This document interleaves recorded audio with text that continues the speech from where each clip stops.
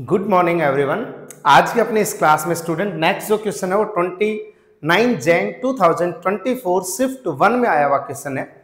Student question basic question है। Question में कहा गया अगर x minus pi by two से प्लस पाई बाई टू है, yx अपना इन फॉर्म ऑफ इंटीग्रेशन दे रखा है, जहां पर लिमिट भी दी है x tends to pi by two minus, मतलब राइट लेफ्ट हैंड लिमिट के बारे में बोला गया है। इस फंक्शन की right hand left hand limit 0 है, तो पाई बाई 4 पे इस फंक्शन की वैल्यू आपसे पूछी गई है। ये अपने पास 4 ऑप्शन है, इनमें से कौन सा ऑप्शन करेक्ट है। स्टार्ट करते हैं स्टूडेंट। बेसिकली जो फंक्शन दिया है इसको हम थोड़ा सा सेपरेट आउट कर देते हैं। उसको मैं साइन कोस में ब्रेक कर रहा हूं। इसको मैं लिख सकता हूं 1 अपॉन साइन एक्स। आगे साइन एक्स दे रखा है। डिनोमिनेटर में काफी लंबी चौड़ी कैलकुलेशन है। 1 अपॉन साइन एक्स है ये। इसको मैं 1 अपॉन कोस एक्स लिख सकता हूं। यहां पर साइन अपॉन कोस है। ध्यान से देखो स्टूडेंट, ये अपने पास साइन स्क्वायर दे रखा है और ये dx। अब देखो एलसीएम अगर करेंगे तो ऊपर जो एलसीएम में आएगा वो 1 प्लस साइन स्क्वायर दिख रहा है। डिवाइड में साइन एक्स भी है, वो लिख देते हैं एक बार, तो बाद में कैलकुलेशन टाइम कट कर देंगे। यहां पर एलसीएम में डिनोमिनेटर में वो साइन एक्स कोस एक्स आ रहा है। यहां पर ध्यान से देखें तो 1 बनेगा। यहां पर ध्यान से कोस गया, साइन क्यूब ऑलरेडी था, एक साइन और आ जाएगा, मतलब साइन की पावर 4x, और ये अपने पास dx है।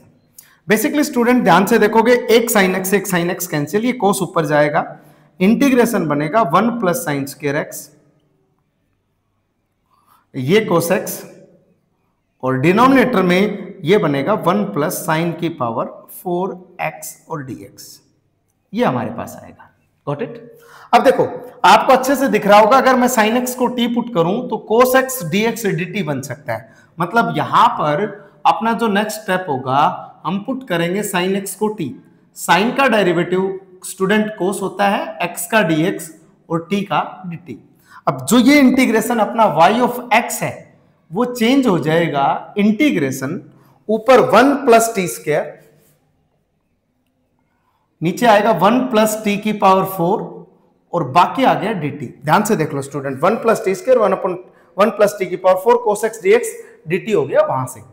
अब बेसिकली स्टूडेंट हम क्या कर रहे हैं, इसमें न्यूमरेटर और डिनोमिनेटर को मैं टी स्क्वायर से डिवाइड कर रहा हूं। अब कुछ स्टूडेंट सोच रहे होंगे सर ये कैसे कर रहे हो आप, हमें कैसे पता चलेगा।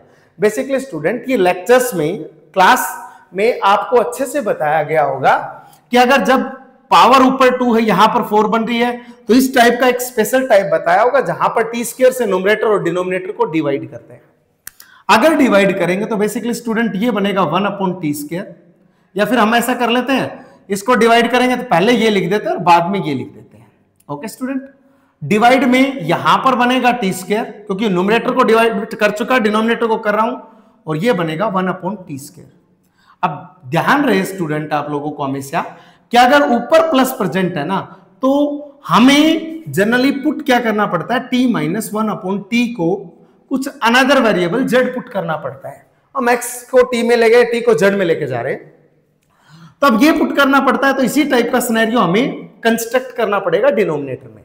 तो हम क्या करते हैं, हम +2 और -2 यहां पर ऐड और सब्ट्रैक्ट करते हैं, ये फॉर्मेट है। अब इन तीनों को ध्यान से देखो, a square plus b square -2 times ab, at आएगा, b 1/t आएगा, कैंसिल हो जाएगा तो -2। तो बेसिकली स्टूडेंट ये जो बनेगा, ध्यान से देखो, अच्छा इसका डेरिवेटिव करेंगे तो यहां पर 1, ये माइनस का प्लस 1 अपॉन टी स्क्वायर, और t का यहां पर dt और z का t dz, मतलब इस कंप्लीट फॉर्म की जगह dz हम लिख सकते हैं।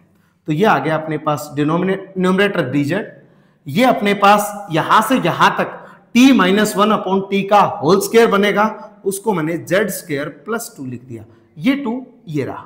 अब इसको हम फॉर्मेट को इस तरीके से लिख सकते हैं, dz डिवाइड बाई √2 का स्क्वायर प्लस z स्क्वायर, और ये हमारे पास फॉर्मूला होता है, आपको मेंशन करके भी बता देते हैं कि dx upon a square plus x square का जो फॉर्मूला होता है वो 1 upon a tan inverse x by a plus constant c होता है।